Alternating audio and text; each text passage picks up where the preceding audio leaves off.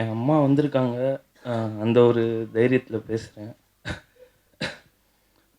இதுக்கு முன்னாடி மைக்லாம் நான் பிடிச்சு பேசினதில்ல. ஐ மீன் ஷூட்டிங் ஸ்பாட்ல பேசியிருக்கேன். பட் ஸ்டேஜ்ல பேசினதில்ல. ஃபர்ஸ்ட் டைம் இதான்.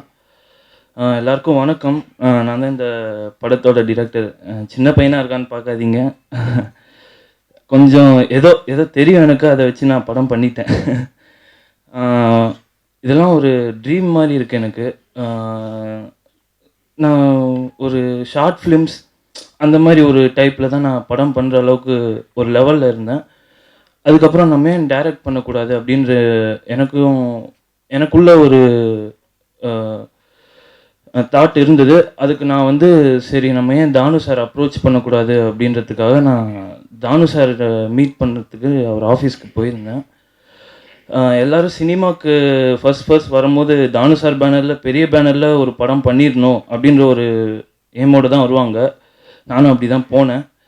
ஃபர்ஸ்ட் டே போனேன். பட் அவர் ஆஃபீஸில் குறைஞ்சபட்சம் ஒரு 20 பேராவது இருக்காங்க எனி டைம். ஆல் எப்போவுமே அவர் ஆஃபீஸில் ஒரு 20 பேராவது இருக்காங்க. அந்த 20 பேருக்கும் சேர்ந்து நான் ஒரு 21வது ஆளாக போய் அவர் கூட நின்னேன். ஃபர்ஸ்ட் டே அவர் பார்த்தாரு, என்னை கவனிக்கல. செகண்ட் டே பார்த்துட்டு போயிட்டாரு. தேர்ட் டே வெயிட் பண்ணும்போது என்னப்பா யாருப்பா நீன்னு கேட்டார். நான் வந்து சார் இந்த மாதிரி உங்களை ஒரு 2 மினிட்ஸ் மீட் பண்ணி பேசணும் சார் அப்படின்னேன். சொல்லுப்பா பேசலாம் அப்படின்னாரு. சார் நான் வந்து ஒரு ஸ்டோரி வச்சுருக்கேன் சார், உங்கள்கிட்ட சொல்லணும் அப்படின்னேன். அவர் வந்து சொல்லுப்பா பரவாயில்ல சொல்லுப்பா அப்படின்னாரு. நான் வந்து இல்லை சார் எனக்கு ஸ்டோரிலாம் சொல்ல தெரியாது. நான் எதாக இருந்தாலும் நான் லேப்டாப்கிட்ட தான் பேசுவேன். என் லேப்டாப் தான் எதாக இருந்தாலும் உங்கள்கிட்ட பேசும் சார் அப்படின்னு சொல்லி நான் லேப்டாப்பை காமிச்சேன். என்னோட டெலிஃபிலிம் தான் பண்ணியிருந்தேன். அதை வந்து காமிச்சோடனே ஒரு 20 மினிட்ஸ் அவர் அந்த டெலிஃபிலிம் பார்த்துட்டே இருந்தார். வேற எங்கேயும் கான்சென்ட்ரேட் பண்ணாமல் அதை மட்டுமே பார்த்துட்டு இருந்தார். பார்த்து முடிச்சுட்டு உடனே கை கொடுத்து, தம்பி சூப்பர்ப்பா, எப்படிப்பா பார்க்க சின்ன பையன் மாதிரி இருக்க, நீ ஏதாவது லவ் சப்ஜெக்ட் அந்த மாதிரி ஃப்ரெண்ட்ஸு காமெடி அந்த மாதிரி எதாவது பண்ணி எடுத்துகிட்டு வரும்னு பார்த்தா ஏதோ 75 வயசான ஆளை வச்சு படம் பண்ணுற மாதிரி ஒரு ஸ்கிரிப்ட் எடுத்துகிட்டு வந்திருக்கேப்பா, என்னப்பா யாரை வச்சு பண்ணலான்னு, இதை கண்டிப்பாக பண்ணுறோம்ப்பா அப்படின்ட்டாரு ஃபஸ்ட்டு. எனக்கு ஒரே ஷாக் ஆயிடுச்சு, என்ன இப்படி சொல்லிட்டாரு அப்படின்ட்டு. இதுக்கு நீ யாரை வந்து ஹீரோவாக போடலான் இருக்க அப்படின்னு கேட்டார். நான் அதுக்கு ஒரு நேம் சொன்னேன்.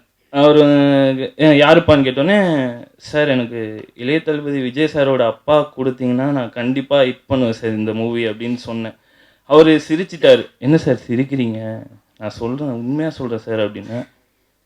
என்னப்பா நீ சொல்கிற, எப்படிப்பா உன்னால் முடியும் சார், நீ கொடுங்க சார், நான் கண்டிப்பாக இந்த படத்தை ஹிட் பண்ணி காட்டுவேன் சார், அவரை மட்டும் எனக்கு கொடுங்க சார் அப்படின்னு சொன்னேன். சரிப்பா நான் யோசித்து சொல்கிறேன்ட்டு ஒரு 1 வீக் டைம் கேட்டார். 1 வீக் கழித்து நான் போனேன். திரும்ப போனோடனே, இந்த படம் நம்ம பண்ணுறோம்ப்பா, அதுக்கு முன்னாடி உன் பேக்ரவுண்ட் என்ன, நீ யார், ஏதாவது ஊர்லேருந்து வந்துட்டியா, என்ன பண்ணுற, படிக்கிறியா, ஏதாவது சொல்லுப்பா அப்படின்னாரு. இல்லை சார், நான் வந்து சினிமோட்டோகிராஃபர் சுகுமார் சார் என்னோட சித்தப்பா தான். நான் அவர்கிட்ட ஒரு 4 ஃபிலிம்ஸ் அசிஸ்டன்ட் கேமராமேனாக ஒர்க் பண்ணிட்டேன் சார். அப்புறம் என்னோட அப்பா வந்து பெரிய டைரக்டர் சார், ஜீவன் சார், அவர்கிட்ட 2 படம் ஒர்க் பண்ணியிருக்கேன் சார் அப்படின்னு சொன்னோடனே அவர் வந்து ஓ அப்படியா அப்படின்னு சொல்லி கொஞ்சம் ஹாப்பியாக ஃபீல் பண்ணிவிட்டு அப்படியே போயிட்டு இருக்கும்போது அதுக்கு அடுத்த வீக்கே வந்து கூப்பிட்டு படம் பண்ணலாம் அப்படின்றது எல்லாம் பேசி முடித்து போயிட்டு இருந்தது. அப்படியே ஷூட்டிங் வரைக்கும் வந்துட்டு ஃபர்ஸ்ட் நாள் வந்தார், சந்திரசேகர் சார் வந்தார். வந்துட்டு எனக்கு முன்னாடியே வந்து நின்ட்டார் ஸ்பாட்டில். வந்துட்டு, தம்பி என்னப்பா ரெடியாக பாட்டேக்கு போகலாம்ப்பா. சார் என்ன சார் இப்போ தான் சார் வந்திருக்கேன். என்னப்பா சரிப்பா இந்த சீனான்னு சொல்லுப்பா, நான் ரிஹர்சல் பண்ணிக்கிறேன்.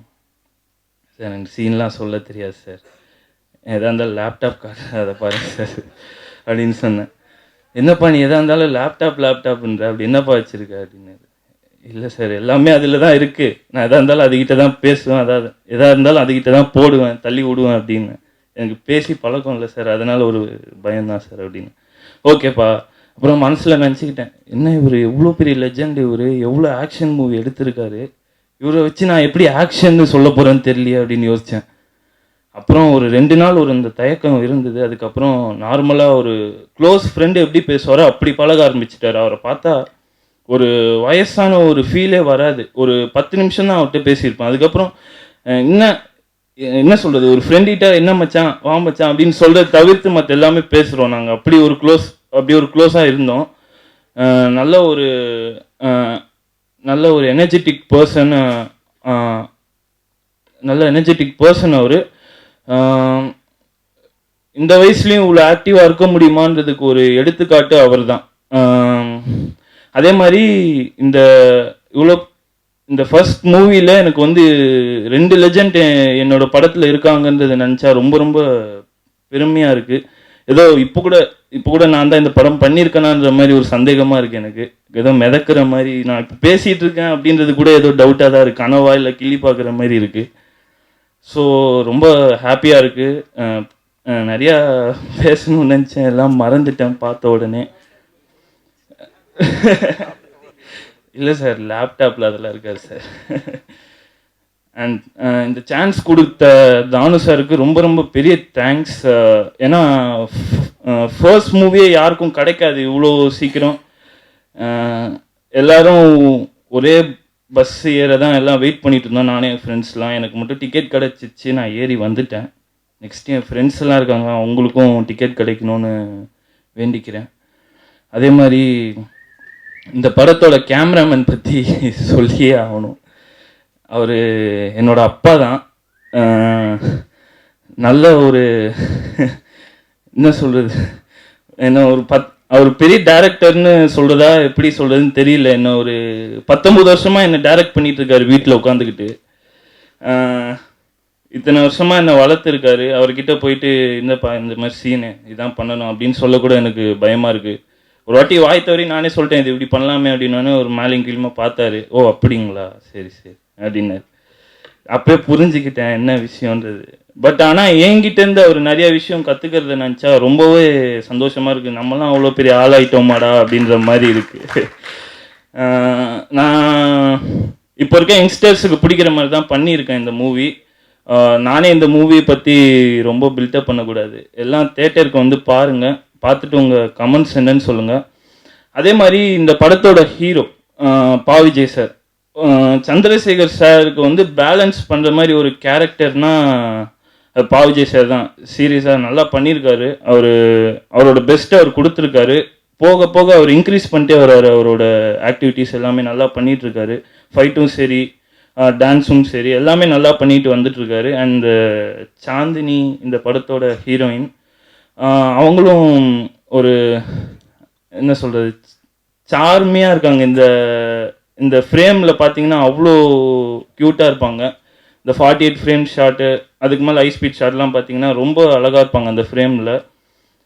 ஸோ நான் கேட்ட எல்லா ஆர்டிஸ்ட்டும், பெரிய ஆர்டிஸ்ட் எனக்கு கொடுத்தாரு, தானு சார் தான் கொடுத்தாரு.